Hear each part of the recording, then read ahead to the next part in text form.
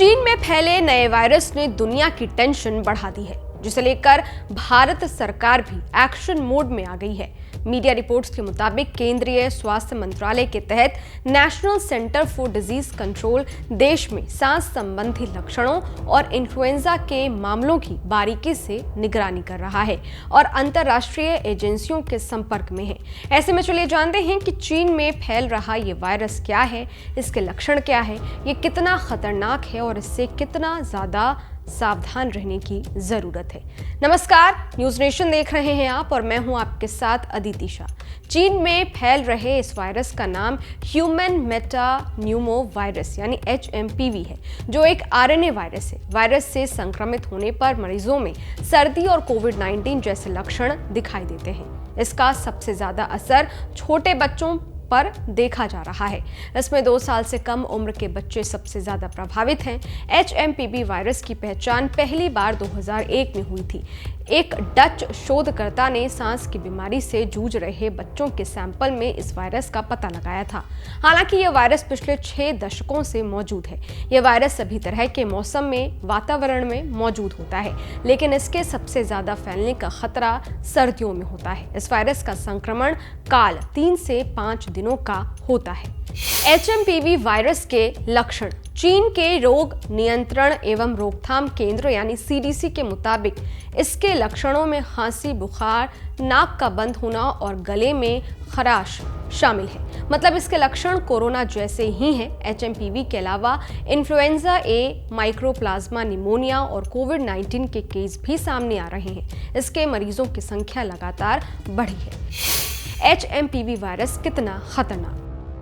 HMPV का main soft target बच्चे और बुजुर्ग हैं। ये वही समूह हैं जो कोरोना महामारी के दौरान भी सबसे ज्यादा प्रभावित हुए थे। HMPV के लिए फिलहाल कोई वैक्सीन उपलब्ध नहीं है। इसके लक्षण सामान्य सर्दी जुकाम जैसे होते हैं, लेकिन इसके कारण गंभीर संक्रमण भी हो सकता है।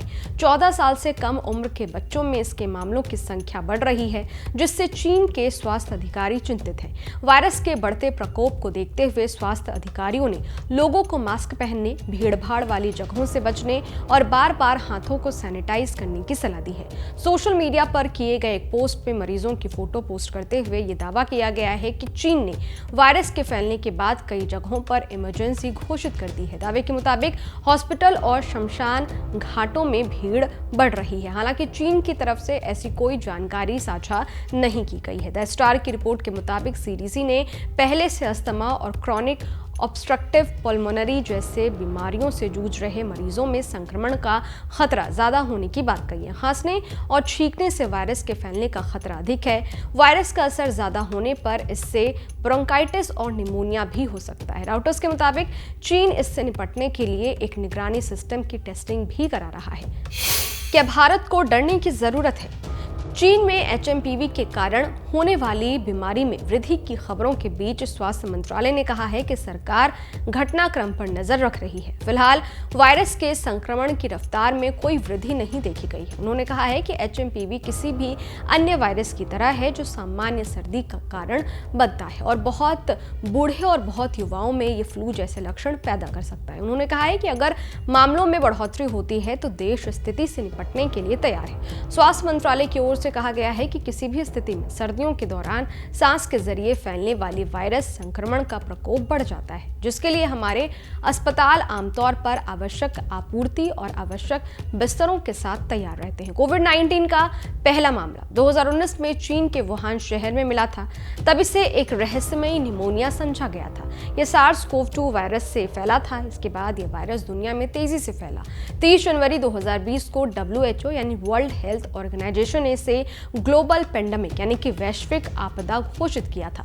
दुनिया भर में कोविड-19 के 70 करोड़ से ज्यादा मामले दर्ज किए गए थे। इसके अलावा 70 लाख से ज्यादा मौतें भी इसी मामले में दर्ज की गई थी। एक बार फिर से चीन में एक नया वायरस फैला है जिसने दुनिया की टेंशन बढ़ा दी है। दुनिया के देश वापस से टेंशन में आ गए हैं कि कहीं ये महामारी भी कोरोना की तरह तो नहीं फैल जाएगी।